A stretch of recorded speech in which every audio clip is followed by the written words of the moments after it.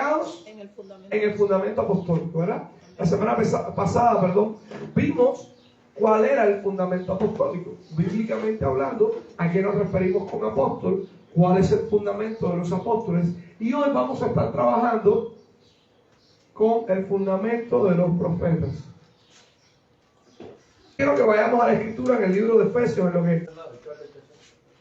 libro de Efesios. ¿Ya usted está en Efesios? Del capítulo 2. Efesios capítulo 2, versículos 17 en adelante. ¿Ya? Están aquí. Los que no lo han encontrado está ahí en la pantalla. Y vino y anunció las buenas nuevas de paz a vosotros que estabais lejos y a los que estaban cerca, porque por medio de él, los unos y los otros, tenemos entrada por un mismo espíritu al Padre. Así que ya no sois extranjeros ni advenedizos, sino conciudadanos de los santos y miembros de la familia de Dios, edificados sobre el fundamento de los apóstoles y profetas, siendo la principal piedra del ángulo Jesucristo mismo, en quien todo el edificio, bien coordinado, va creciendo para ser un templo santo en el Señor, en quien vosotros también sois juntamente edificados para morada de Dios en el Espíritu. El fundamento o la roca donde estamos plantados cada uno de nosotros debe ser Cristo. Y el fundamento de la iglesia es Jesús. Jesús es por excelencia cada una de las cosas que Él habló. ¿Me entienden aquí? Jesús es por excelencia cada una de las cosas que Él habló. Adelante. Cuando a nosotros nos viene a la cabeza profeta, para este tiempo, lamentablemente tenemos la idea mal concebida de que un profeta es una persona, ¿verdad?, que tiene que tener o un manto o habla un poquito más raro, ¿verdad? En los tiempos de Jesús se vestían con pieles de camello, etc. Pero no nos define, ¿verdad? No hay un texto que nos defina de la Biblia. Un profeta es así, así, así. Sino que nos da características generales porque la Biblia no tiene la función de definirnos eso específicamente. Sino que un profeta no es más que un instrumento de Dios. ¿Ok?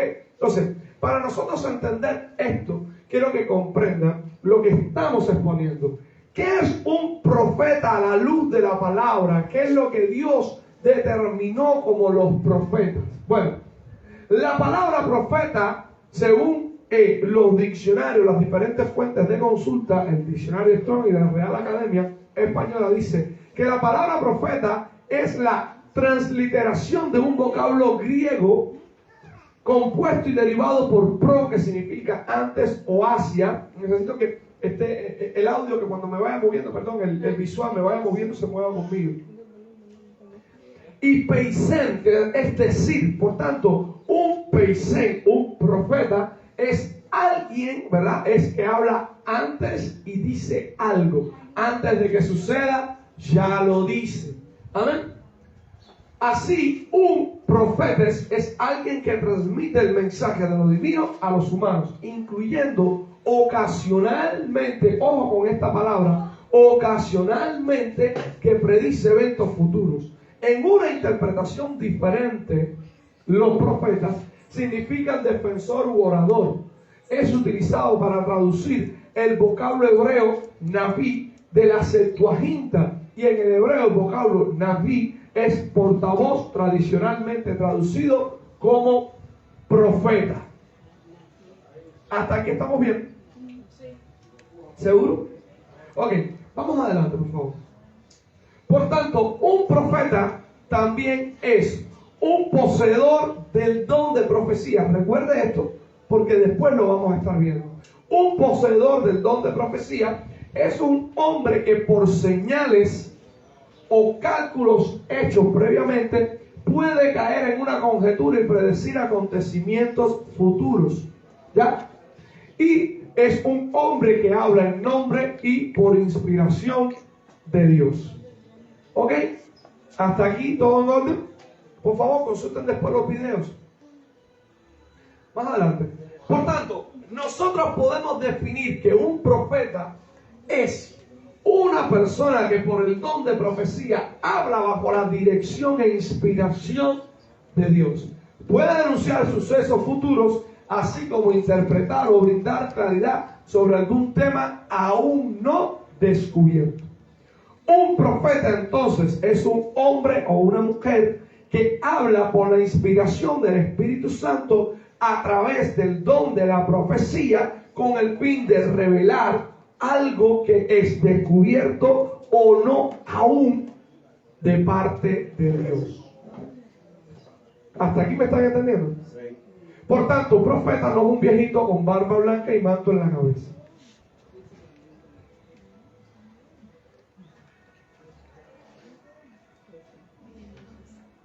¿Ok? Por eso es que hay un texto que se utiliza cuando hablan de Jesús y le dicen como profeta. Y sin embargo vemos que Jesús no es el típico profeta que el Antiguo Testamento nos muestra. Y hoy vamos a aprender las diferencias entre los profetas del Antiguo y del Nuevo Testamento. No voy a profundizar tanto en lo que es la profecía, etcétera, sino quiero direccionar lo que es el fundamento de los profetas para este tiempo, según la palabra de Dios. Ya, adelante un poco. Texto llave, quiero que vayamos a Isaías 40, versículo 3.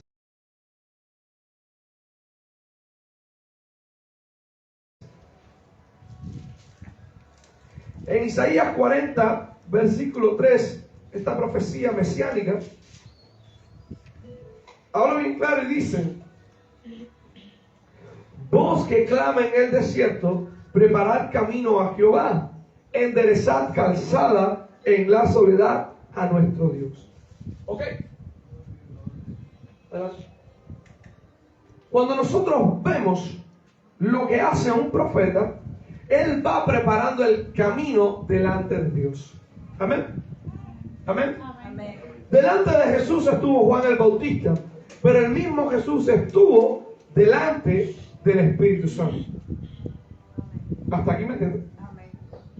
¿Seguro que me entienden? Ok. Jesús actuó como un profeta porque Jesús trajo la unidad de lo que decía el antiguo pacto con el nuevo pacto establecido en él. Jesús profetizó. Jesús anunció cosas que habrían de suceder. Pero Jesús hizo según Isaías 43, preparando también el camino para el que había también de venir detrás de él. No estoy diciendo que hay uno mayor que él. Estoy diciendo que Jesús preparó el camino para que nosotros pudiéramos recibir al Espíritu Santo. ¿Me entienden hasta aquí? Él pasó del cumplimiento de la profecía de Emanuel, Dios con nosotros, al cumplimiento de la profecía de Moisés, que Dios estaría en nosotros. Amén. Aclaro, Jesús, estoy usando la tipología de que Jesús, al igual que Juan el Bautista, antecedió a lo que hoy llamamos dispensación de la gracia por el Espíritu Santo. Jesús estuvo delante del Espíritu de Dios, porque Él, después que se fue que descendió el Espíritu Santo sobre todos los creyentes. Hasta aquí. No, repito. La profecía de Juan, de Isaías 43, dice que vendría uno, voz que clama en el desierto, enderezar el camino al Señor. Y esto Jesús dijo que se había cumplido con Juan el Bautista. Amén. Amén. Jesús hizo la misma función, pero con el Espíritu Santo.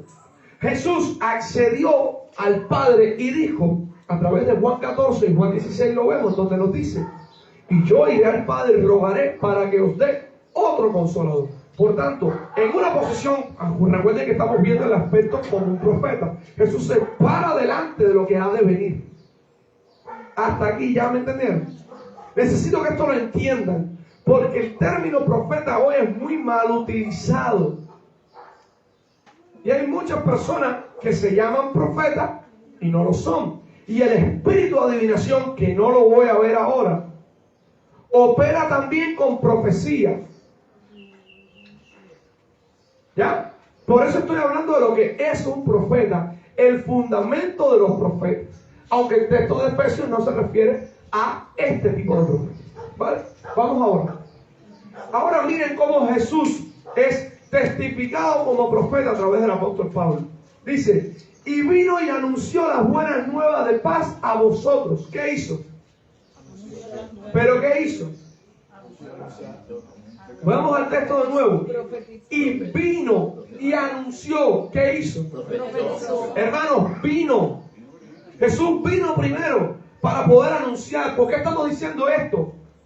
Porque lo que dice el Señor es que vendrá uno delante del Señor como profeta. Fíjense el texto. Vamos a Isaías 40. Vos que clama en el desierto, preparar el camino. Hermanos, ese tema de preparar el camino era que se enviaban mensajeros delante para preparar. Jesús vino a la tierra a preparar la tierra para cuando venga su segunda venida. ¿Estás entendiendo? Antes de traer el reino de su Padre, Jesús necesitaba ser el mensajero del reino de su Padre. Por eso es que te describe de una forma diferente. Y dice que el labrador, ¿verdad? Había un hombre que tenía un terreno y se fue. Y envió siervos. Y cuando envió los siervos, ¿qué pasaban? Que la gente mataban a los siervos. Y envió al hijo. Y dijo en su mente, de seguro temerán, porque es mi hijo. ¿Y qué dijeron los obreros malos? Este es el heredero, matémoslo y nos quedamos con esto. ¿Qué hará entonces su Señor cuando venga? Jesús va a rugir, claro. Jesús está diciendo que Él vino también como un mensajero del Padre para establecer el reino. ¿Comprenden hasta aquí? Ok, entonces vamos adelante. Por tanto, ya todo esto, vamos a la parte de edificado. Edificado sobre el fundamento de los apóstoles y profetas, siendo la principal piedra del ángulo Jesucristo mismo. Este término de los profetas no se está definiendo a la acción profética, sino está hablando de un libro específico que tenían los hebreos o de un conocimiento específico que hablan los judíos, que son los profetas. Y ahora, hoy lo vamos a aprender, porque no quiero que nadie vaya a malinterpretar lo que estoy diciendo. Exegéticamente, que es la exégesis, el análisis de la escritura en su contexto, desde una perspectiva hermenéutica, analizando todo correctamente, contexto psicosocial, económico, lugar, todo, analizando el discurso. Cuando tú haces la exégesis de este texto, el apóstol Pablo se refiere a los profetas del Antiguo Pacto. Hasta aquí. ¿Ya entendiste por qué dice el fundamento de los profetas? Ok, avanza. ¿Qué es este fundamento de los profetas? Pues en el contexto en que el apóstol Pablo les escribe a los hermanos en Éfeso, es acerca de lo que para los judíos es los profetas.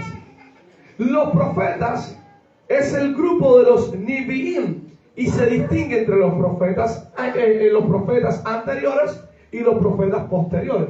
¿Quiénes son los profetas anteriores? Bueno, estos se figuran en los libros de Josué, Jueces, Samuel y Reyes. ¿Dónde está eso? Por tanto, el libro de los profetas es todo lo que se incluye, ¿ya?, de los profetas y los libros históricos después de la Torá. ¿Me están entendiendo? ¿Ok? Pasa adelante. Y los profetas posteriores, que es lo que nosotros conocemos como profetas mayores y profetas menores.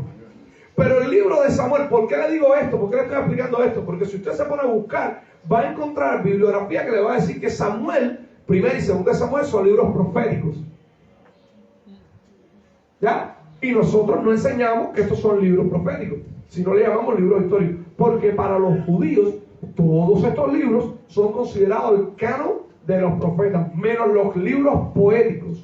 Salmos, Proverbios, Nehemías, Esdras, Cantar de los Cantares, todo esto. ¿Ok? Entonces, Isaías, Jeremías, Ezequiel y los 12 profetas menores, Oseas, Joel, Amós, Abdías, Jonás, Miqueas, Nahum, Habacuc, Sofonías, Ageo, Zacarías y Malaquías. Esto es lo que se considera como los profetas. Por tanto, cuando hablamos del fundamento apostólico, el fundamento de los profetas se está hablando específicamente de todo lo que los profetas hablaron acerca de Jesús. ¿Entendiste? El fundamento de la iglesia radica en la piedra angular que es Cristo, que es el cumplimiento de todas las profecías anunciadas por los profetas. Jesús cumplió cada una de las profecías que se hicieron acerca de él. Jesús es el Mesías, Jesús nació de la Virgen. Jesús nació en Belén. Tanto de la profecía de los profetas mayores como de los profetas menores. Por tanto, nadie puede dudar de la deidad de Cristo y de su cumplimiento mesiánico, porque Jesús cumplió más de 513 profecías del Antiguo Testamento.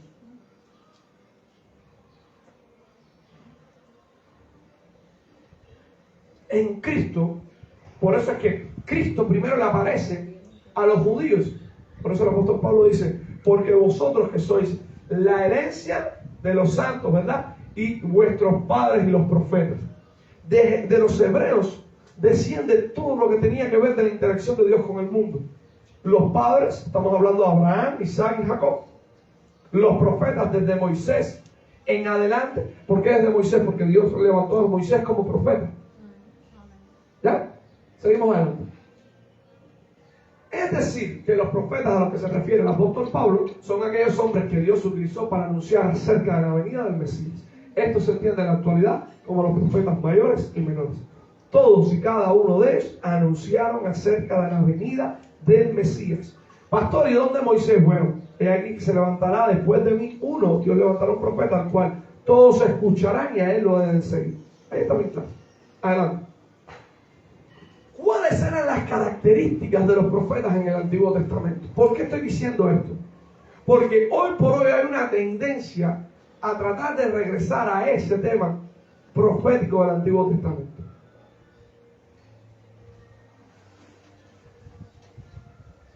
No confundamos la interpretación particular como la revelación universal. Que tú tengas una experiencia particular con Dios y te funcione, no significa que esa sea la forma en la que Dios se ha manifestado o se quiere manifestar al mundo. Repito, que tú tengas una interpretación particular, algo particular tuyo con Dios y funcione, no significa que esa sea la forma que Dios quiere revelarse al mundo. Por ejemplo, cuando yo me convertí, había una hermana muy de moda en aquel entonces, digo muy de moda, que estaba en el boom, todo el mundo hablaba de ella, y era Ana Méndez. ¿Ok? Algunos la llaman falsa, otros dicen profeta. No me toca a mí juzgar. Todos daremos cuenta delante del trono blanco de Cristo. Ana Méndez decía algo, que había que descender a las profundidades del mar y con una serpiente cortarle la cabeza, enterrar una Biblia debajo del agua, una piedra, porque la guerra espiritual en el Caribe, Ok. Esa fue su experiencia. Eso fue lo que ella vivió, lo que Dios le reveló. Ahora, lo que dice la Escritura es que nuestra lucha no es contra carne ni sangre, y nos da una descripción de cómo luchar, revestidos de la armadura de Dios. Amén. Es lo que nos dice cómo hacerlo, perseverando firmes, etc. Pero eso es una revelación particular. Por eso, cuando hay algún líder que me dice a mí, no, pastor, yo no unjo mi cuadra, te respeto. Porque no dice la Biblia, para conquistar tu cuadra, úngela con aceite. Cuando hacemos invasión del amor de Dios, yo no entierro estaca. No lo dice la Biblia. Son interpretaciones de personas que han tenido rasgos particulares. Entonces, ¿por qué estoy diciendo esto? Porque hay una tendencia a estar copiando modelos del Antiguo Testamento. Y lo peor, hermano, es que en lo que copian del Antiguo Testamento terminan cayendo de la gracia. Y hablando cosas que ignoran, trayendo condenación para ellos y para los que los escuchan. ¿Me está entendiendo? No queramos poner más nada. No hay mayor profeta que Jesús. Si usted no entiende, no. Si usted no entiende, al final del curso voy a tener un tiempo de preguntas y respuestas. ¿Ok? Apurándome. ¿Vale? Es decir, pues si tiene alguna duda, usted la nota y después lo vemos. ¿Cuáles serán las características? Bueno, lo primero es que los profetas del Antiguo Testamento lo primero que hacen es denunciar el pecado del pueblo.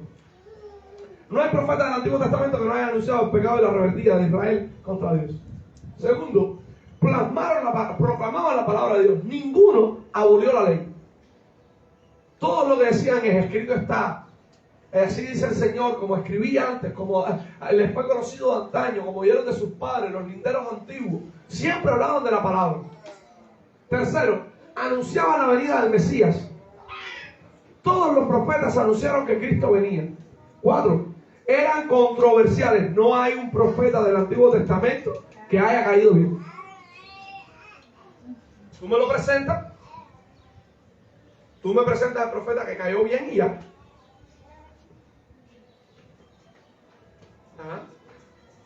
Eran hombres controversiales, confrontativos, pero bueno, controversiales, uso este término de controversial porque generaban controversia. Muchos que se creían santos los consideraban locos. Y quiero que entiendas esto, los profetas siempre van a ser considerados, escuchen este término y nadie se ofende, anormales, fuera de la normalidad, porque entran en dimensiones que no pueden entrar otros y hablan cosas que son para la mente humana no muy entendibles. Por eso los profetas ancianos saben que tienen que preguntarle a Dios cuándo deben de hablar y cuándo no. Claro, lo que recibieron, obviamente. Dios los usó como pedestales y confrontadores. Hermanos, literalmente decía el profeta Ezequiel, si mal no recuerdo, pon mi rostro como pedestal contra este pueblo. Hermano, ¿qué es un pedestal? Es un lugar donde se levanta algo, ¿verdad? Donde tú levantas una estatua y tiene que ser firme, tiene que ser duro. Úsame a mí como el pedestal para que tu nombre sea glorificado.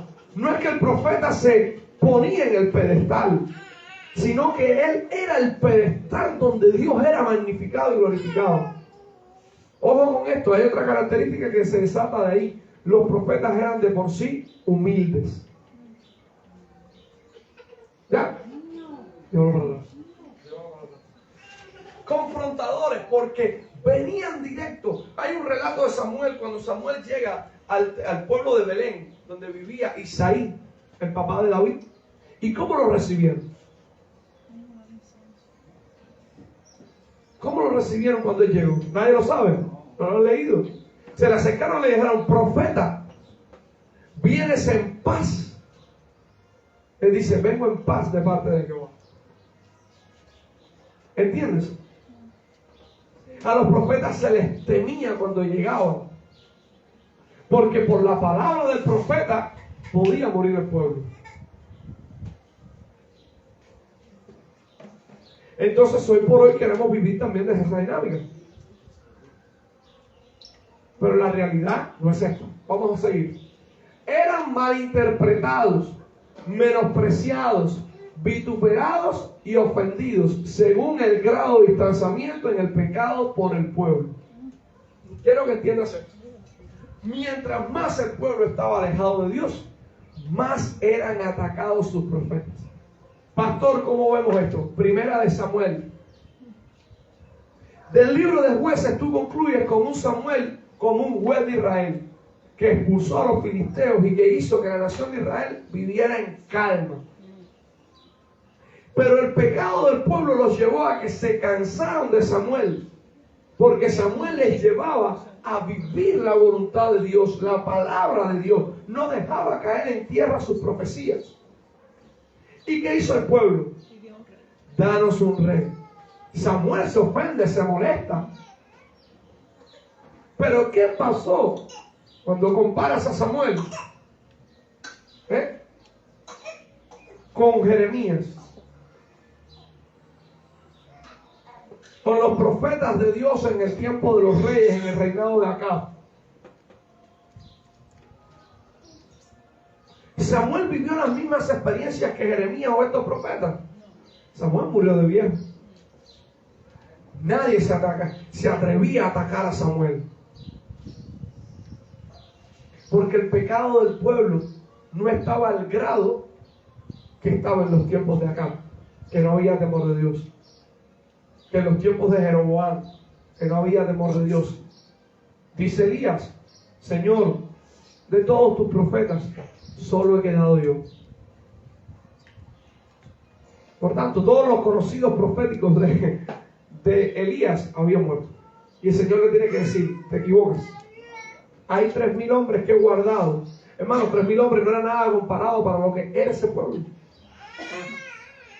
De Egipto salió 1 millón de israelitas. Y se siguieron multiplicando. Amén. Cuando más separado estaba el pueblo de Dios, más eran atacados los profetas. Por eso dice Jesús: oh Jerusalén, Jerusalén, que matas a los siervos y los profetas. No hay ningún profeta que pueda morir fuera de Jerusalén. ¿Y dónde morirán los 2 profetas?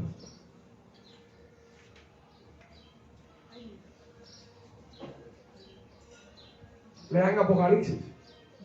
Los 2 testigos morirán en la ciudad santa. ¿Por qué es necesario que todos los profetas mueran en ciudad santa? ¿Dónde murió Juan el Bautista? En ciudad santa. Herodes vivía en Jerusalén, hermano. Herodes no vivía en Galilea, en Judea, en Samaria. No vivía fuera ahí, vivía en Jerusalén. Y hasta que Juan el Bautista no fue a la corte de Herodes, no lo metieron preso. Él predicaba en Jordán y nadie se metía con él. Ok. Todos fueron asesinados por los líderes corruptos y pecadores en Israel. Menos Samuel, todos los demás profetas fueron muertos a filo de espada. Y Daniel. Seguimos. Existieron entonces profetas en el Nuevo Testamento. Existen muchas doctrinas y corrientes actuales que dicen que todo paró. Las profecías pararon. Los profetas no son necesarios. Ya vino Cristo y el espíritu de la profecía es Cristo. Error de lectura, error de interpretación del texto de Apocalipsis. Porque dice, el testimonio de Jesús es el espíritu de la profecía. Y eso lo vamos a ver después. Ejemplos de profetas, no lo digo yo, si usted no lo ha leído, por favor, vaya a la escritura, ahí están los textos, para que usted lo vea. Vamos allá. Simeón, Lucas capítulo 2, del 25 al 35. Simeón era un anciano que oraba al Señor para que Dios le permitiera ver a el Mesías. Y el Señor le había concedido esta petición. Dice en el versículo 25, perdón. Y he aquí había en Jerusalén un hombre llamado Simeón, y este hombre justo y piadoso esperaba la consolación de Israel, y el Espíritu Santo estaba sobre él. Y le había sido revelado por el Espíritu Santo que no vería la muerte antes que viese al ungido del Señor. Y movido por el Espíritu, vino al templo, y cuando los padres del niño lo trajeron al templo para hacer por él conforme el rito de la ley, lo tomó en sus brazos y bendijo a Dios, diciendo, comienza a decir, y llega al versículo 34 y le dijo, y lo bendijo Simeón y dijo a su madre María, le profetizó a María. Le dijo, he aquí, este está puesto para caída y para levantamiento de muchos en Israel, y para señal que será contradicha. De hecho, el nombre de Jesús en el hebreo es Yeshua, y los judíos le dicen Yeshua. El que su nombre sea borrado del libro es la traducción de Yeshua. Que su nombre sea borrado del libro. Y Yeshua significa el Salvador. Y una espada traspasará tu misma alma, para que sean revelados los pensamientos de muchos corazones.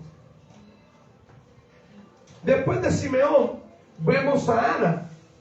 En Lucas del 32, del 36 al 38 dice, estaba también Ana, profetisa. ¿Ok?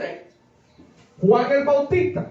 No tengo que dar señal de Juan el Bautista, ¿verdad? Jesús, obviamente, en Juan 4, del 19 al 29, Nicodemo se refiere a él y le dice, tú sabemos que has venido de Dios por las señales que haces. Y así era como se reconocía a los profetas. Pero en Juan 4, la mujer samaritana le dice, me parece que tú eres profeta.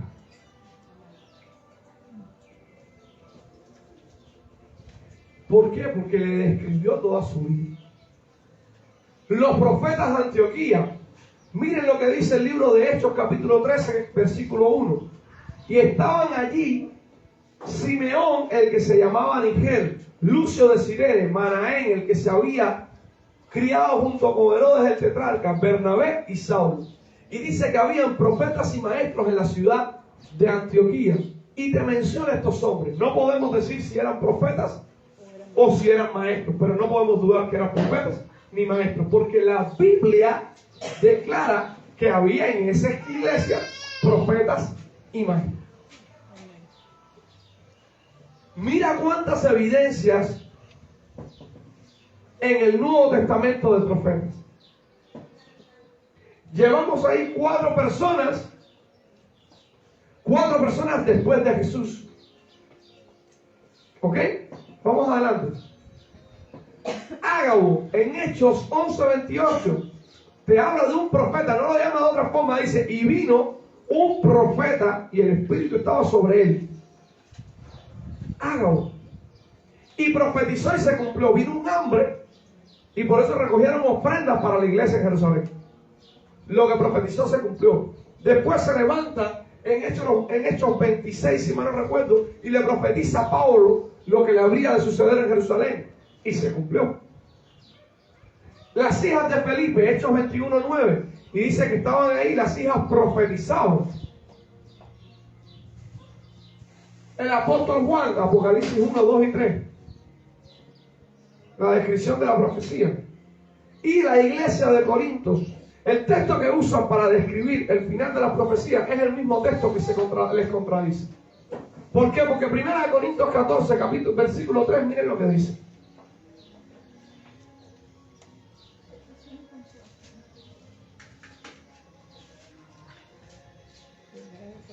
Pero el que profetiza habla a los hombres para edificación, exhortación y consolación.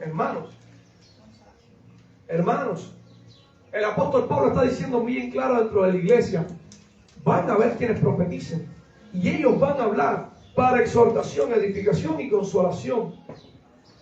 Pásame adelante. No, todavía. Déjamelo ahí. Pero más adelante, mira lo que dice el apóstol Pablo. No es. Así que, hermanos, procurad profetizar y no impidáis el hablar en lengua. Si el apóstol Pablo, atiendan, defendía que finalizarían las lenguas, ¿por qué concluye diciendo profeticen? Fíjate, no lo dice desde una perspectiva de, bueno, cuando vengan, no, procurar. Y este término profetizar habla de hablar ciencia, hablar conocimiento, no hablar misterios. Porque hablar misterio es no hagas esto desde el púlpito, porque el que queda ahí queda sin entendimiento. Si lo vas a hacer, activa a los profetas o los intérpretes de lengua. Así dice el Señor. Vendrá sobre la iglesia, etc. Y aún para lo que dicen los cesacionistas, ustedes no tienen tampoco forma de comprobar de que lo que se está profetizando e interpretando es correcto, sino por el Espíritu. Porque no es una lengua humana. Por tanto, todo procede de fe y por fe. Tanto el que profetiza está profetizando por fe, el que lo interpreta lo está interpretando por fe, y el que lo está recibiendo lo recibe por fe. Y ninguno de los tres duda, porque es Dios quien habla a través de él. ¿Me estás entendiendo? Entonces, en todo lo que caen de que no lo hagan, no esto, no lo otro, lo único que están haciendo es lo siguiente, es dudando de Dios. Porque nunca la profecía vino por voluntad de hombre. Ah, si tú me dices a mí, concho, lo que están diciendo es, ven, pon tu dinero en el altar, vamos a profetizar. Hermanos, mírenme, Funky dio una de las revelaciones más grandes en su disco, en uno de los discos. Lo casi correcto es lo que la vida complica. Lo malo, muy fácil se identifica. Si yo vengo y te digo a ti ahora, Mayra, siémbrame las gafas, que te digo, te va a profetizar sanidad. Te estoy haciendo una mercadería del evangelio. Venga, profetízame. La ofrenda, ¿Qué estás hablando? Eso es mercado. Eso es estar vendiendo el don. Eso es ser un balaíta. Balán, que fue a vender su don y el Señor le decía, mío, no seas necio, no vas a maldecir a nadie. No vas a maldecir a nadie. Ver Jesús, dame el don del Espíritu Santo, perece tú y tu dinero. Un profeta de Dios no hace eso. Amén. Vamos. ¿Cuáles son las evidencias textuales? Quiero ojo con esto. Evidencia bíblica textual. Ese PDF lo voy a poner en la comunidad de la iglesia. Para que usted lo tenga. Para que usted lo pueda estudiar.